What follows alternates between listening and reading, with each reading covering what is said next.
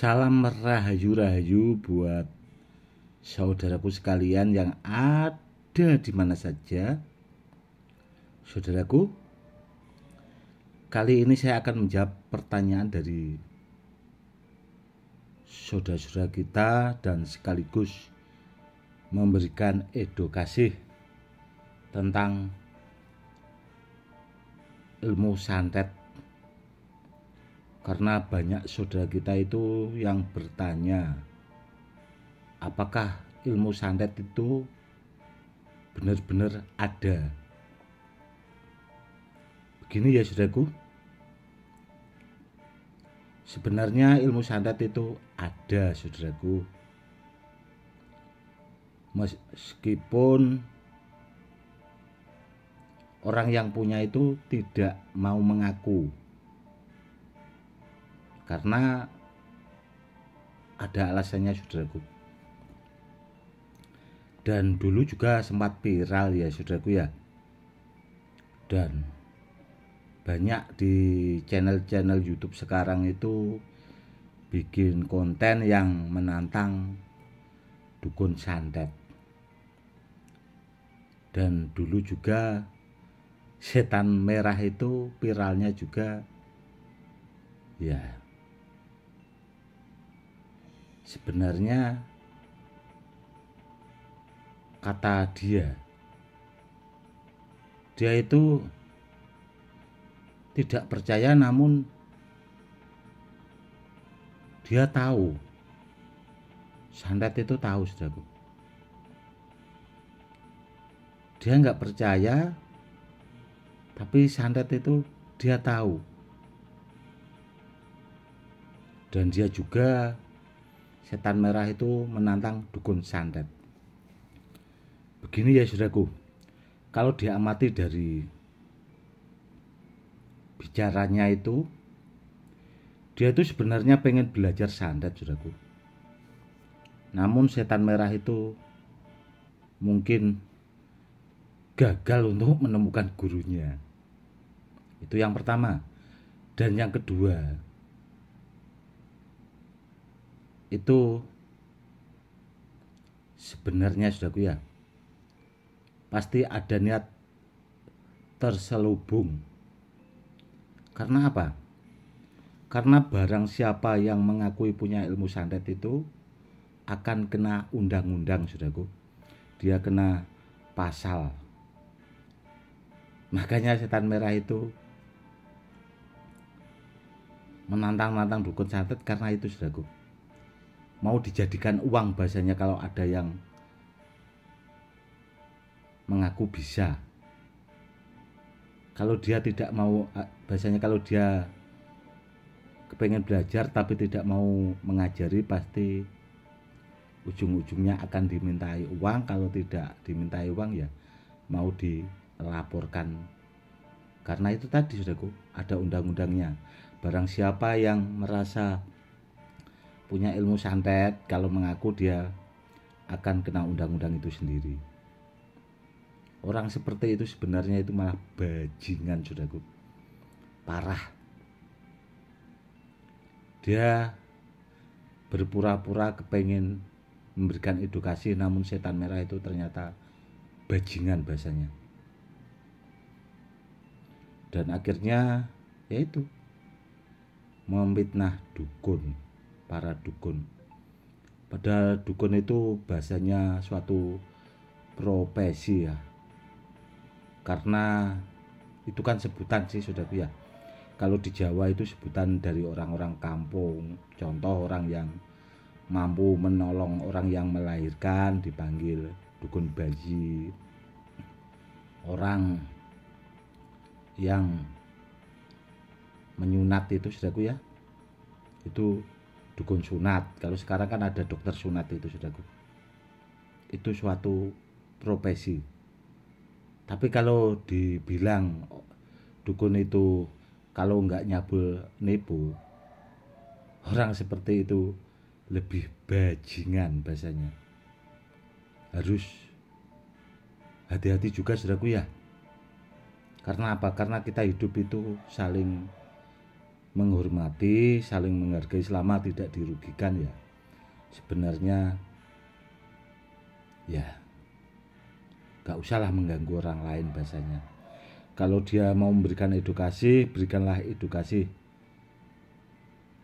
apa ya, dengan benar, tanpa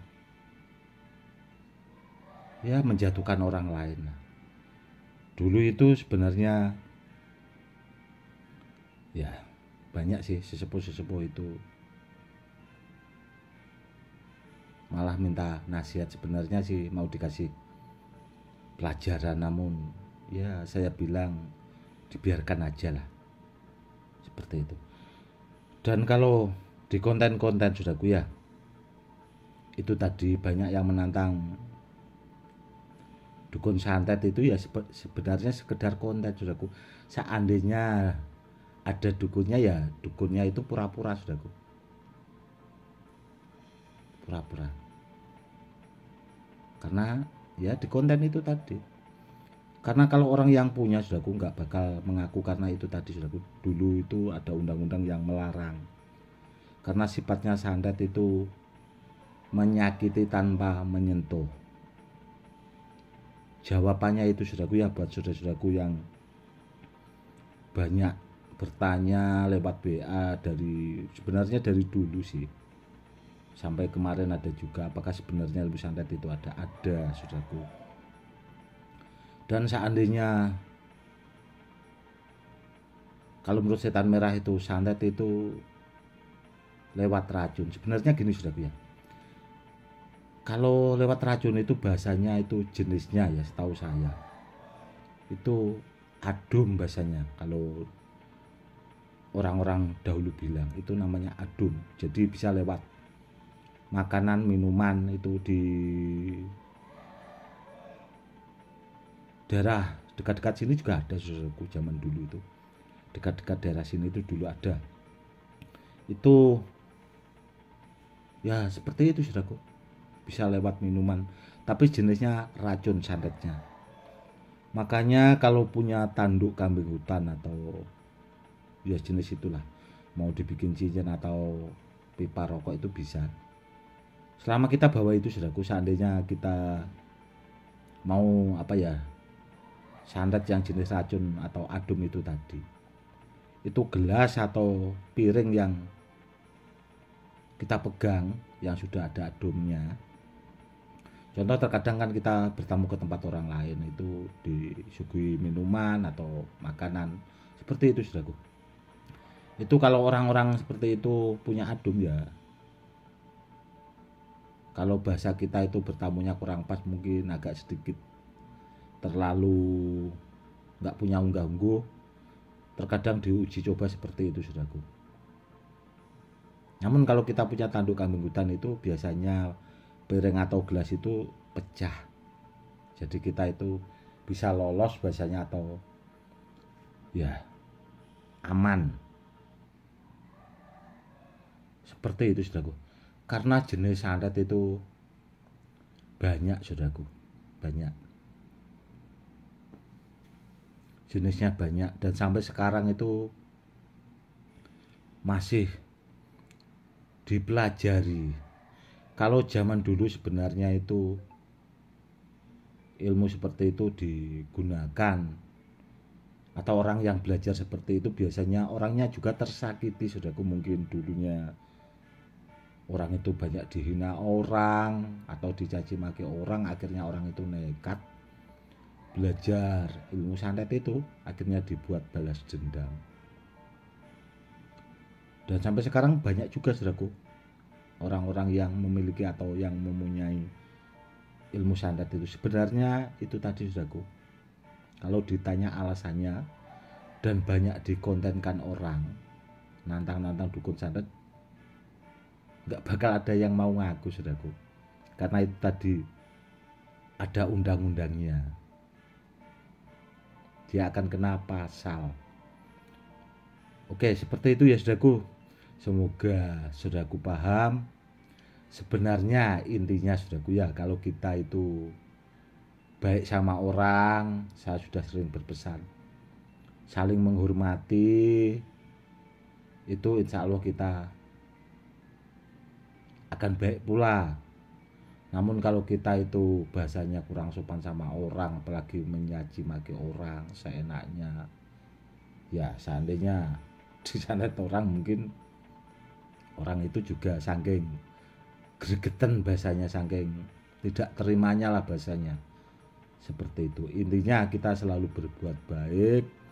Semoga kalau kita berbuat baik, saudaraku, ya kita akan selalu selamat dunia dan akhirat dan dijauhkan dari orang-orang jahat. Intinya seperti itu, saudaraku. Oke, saudaraku, mungkin cukup sekian dulu edukasi kali ini, semoga lebih bermanfaat.